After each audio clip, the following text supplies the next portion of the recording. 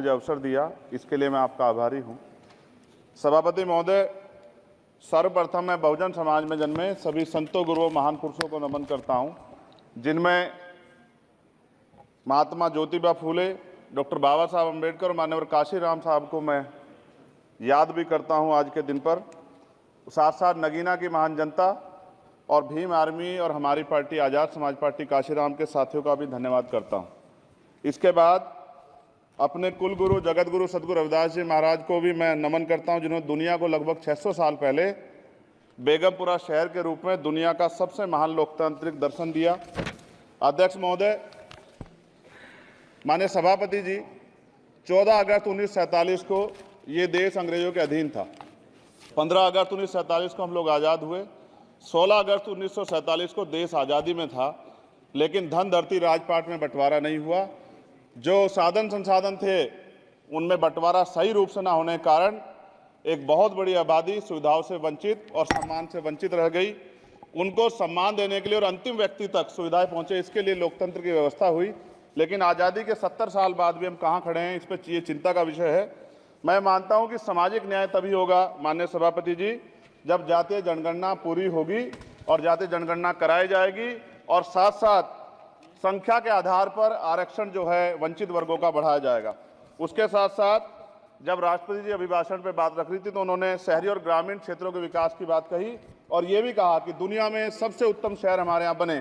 लेकिन माननीय सभापति जी, 70% आबादी तो गांव में निवास करती है, तो गांव की आबादी के बारे में भी सोचना होगा कि उनका जीवन कैसे बदले।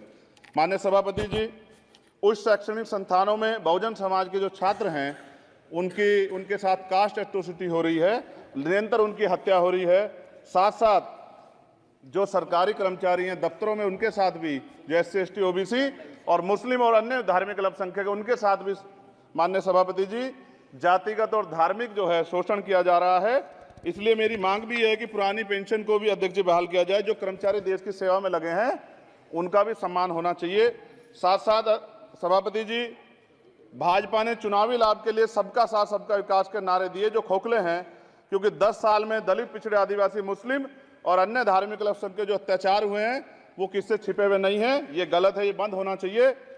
सभापति महोदय जी, महामहिम राष्ट्रपति जी के अभिभाषण में निजी क्षेत्रों में SC ST OBC को रिजर्वेशन देने का कोई उल्लेख नहीं हुआ है, जो कि आज चर्चा का विषय, क्योंकि 98% प्राइवेट सेक्टर है, 2% सरकारी सेक्टर है, तो 98% प्राइवेट सेक्टर में भी हमारी हिस्सेदारी की बात होनी चाहिए। माननीय सभापति जी, आशा कार्यकर्ताओं, आंगनबाड़ी वर्करों, भोजन माताओं के वेतन वृद्धि पे भी कोई उल्लेख नहीं हुआ है, वो भी अभी नंगे, उन पर भी सोचना पड़ेगा।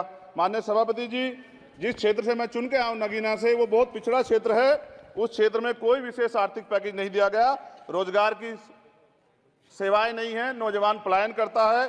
IIT, IIM, एम्स, केंद्रीय विद्यालय आदि शिक्षा में और चिकित्सा संस्थानों की स्थापना होनी चाहिए, जो कि नहीं है। और माननीय सभापति जी, मानसून सत्र आ गया है, मेरा क्षेत्र बाढ़ से बहुत प्रभावित है, इसलिए मैं आपसे आग्रह करूंगा कि वहां के लोगों को बाढ़ से निजात दिलाई जाए। माननीय सभापति जी, चीन हमें आंख दिखा रहा है और लगातार हमारे देश की सीमाओं में घुसपैठ कर रहा है, इसलिए अग्निवीर योजना को हटाकर पुनः सेना भर्ती शुरू की जाए और साथ साथ भारत की सबसे प्राचीन व बहादुर रेजिमेंट में से एक चमार रेजिमेंट को पुनः बहाल करा जाए, ऐसा भी मेरा आपसे आग्रह है।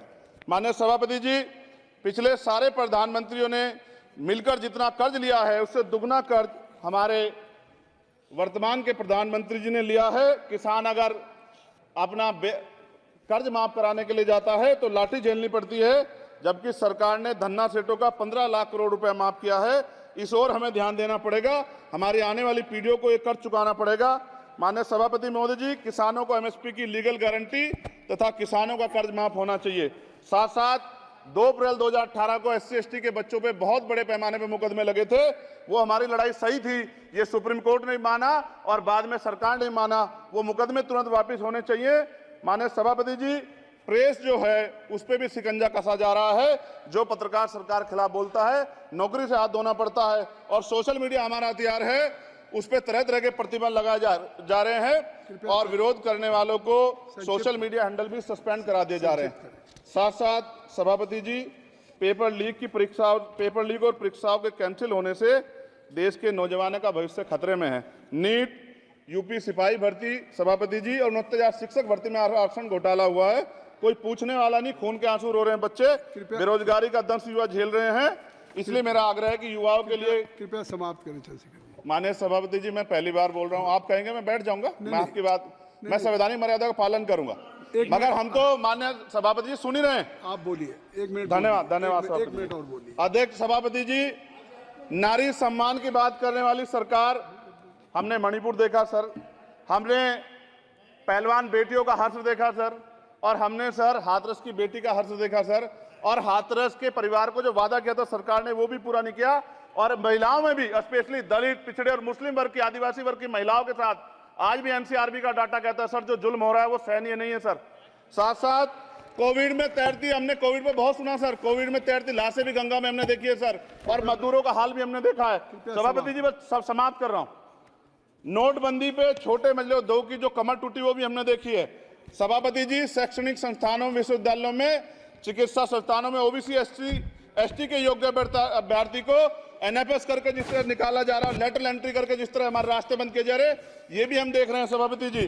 साथ साथ मेरा ये कहना है सर, ये सबका इशू है कि प्राइवेट कर्मचारी सर और सरकारी भी कई जगह पे 8 से ज्यादा घंटों से काम करते हैं, और उनको जो सर उचित वेतन भी नहीं मिलता, तो न्यूनतम वेतन 20,000 रुपए तय हो और 24 घंटे की ड्यूटी। उदाहरण के तौर पे यूपी पुलिस सर बहुत पूरा काम करते हैं वो लोग, वो राज्य के विषय हैं। आप सर मैं आपके राज्य सरकार के लिए भी आपके संज्ञान में डाल रहा हूँ विषय सर। पुलिस सब जगह है सर, लेकिन सवाल ये है सर, बहुत पसीना बातें हैं, 8 घंटे की ड्यूटी और वेतन विसंगति, बॉर्डर स्कीम से उनको जो बाहर किया जाए।